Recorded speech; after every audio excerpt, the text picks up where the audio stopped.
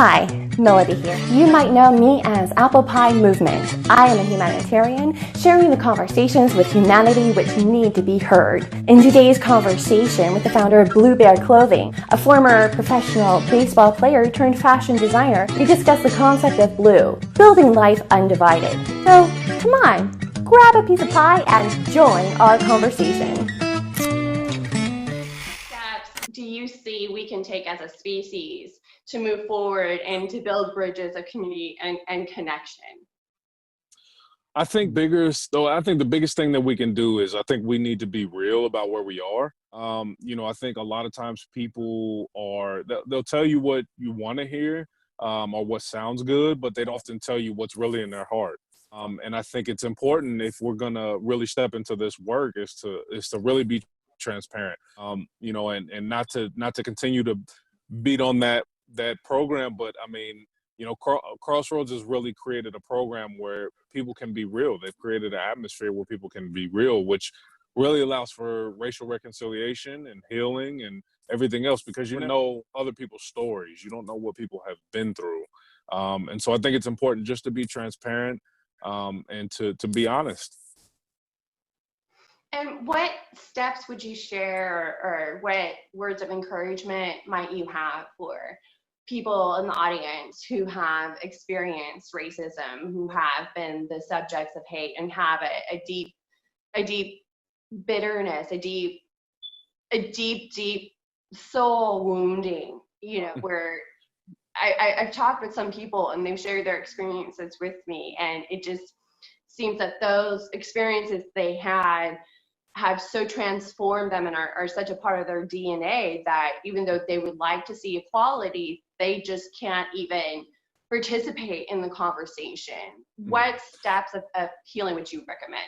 That's a great question. I think the best way to do it is to don't worry about trying to make other people change, but you change. And I think you have to be the difference. I can think about several instances in my own life where racism has, been very, very in my face. But I think it's important, even for myself, to realize that, this is not what I want.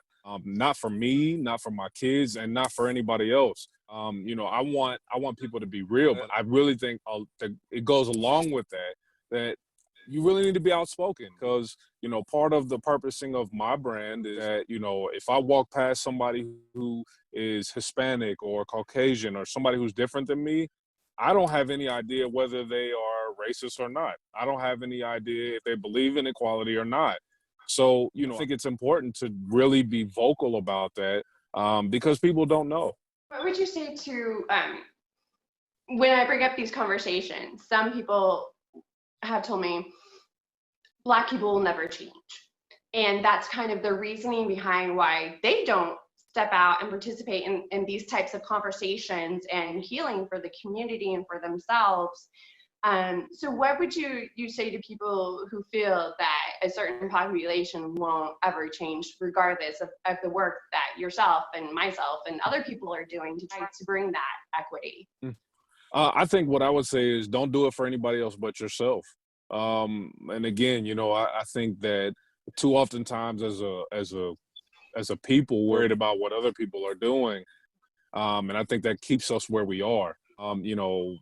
Obviously, I'm an African-American man, I'm a Black man, and I believe in equality. My partner is Black. He believes in equality. We have other people in our party who are white. They believe in equality. So, it's really just understanding where you are. I like to wear my gear and talk about my brand around family and friends who look like me. And it's also fun to see how uncomfortable people get, because they're like, ooh, I see he's made a decision. I see he's at a certain place. And, it's important to make that decision. So, again, this is, this is for an audience of one, and you do it for yourself. And let everybody else take care of what they want to take care of. But I think the bigger thing is you have to do it for you.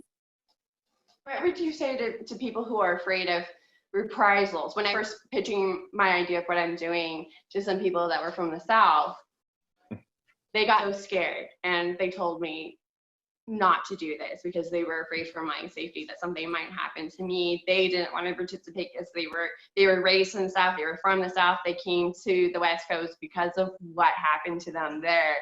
What do you say to people who are just so polarized by fear that they don't want to participate in this conversation?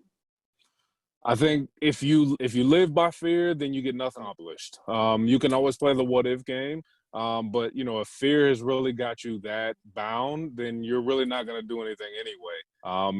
Why get on the airplane because you fear that it's going to crash, right? I mean, there's just fear is one of those things that you worry about something that hasn't happened and most likely won't. So I think you really just have to decide where you are. And then, God forbid something does happen. If it does, I think that you have to have a clear conscience and know that you were trying to do the right thing. And, again, it's bigger than me. It's bigger than you. This is about the generations to come and the people who are going to come behind us. So, I would much rather be a part of something bigger than, be around forever and be a part of nothing. Right. And really, what are people going to do anyways?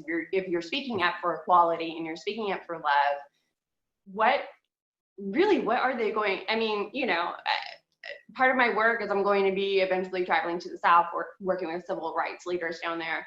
People are afraid of what will happen to me when I travel there. I'm not. I'm not afraid. I'm really not. I'm not. But so many people I've met are just Sure.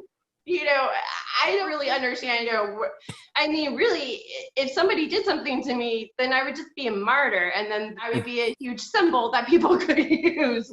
Absolutely. I hope that you will choose to be blue too, because Cameron has a great brand. It needs to be out there. Thank you, Cameron, for joining us for another ApplePie Table Talk, and I'll look forward to seeing you all next week. Have a great day. Thank you. Thanks for having me. Thank you. I appreciate it.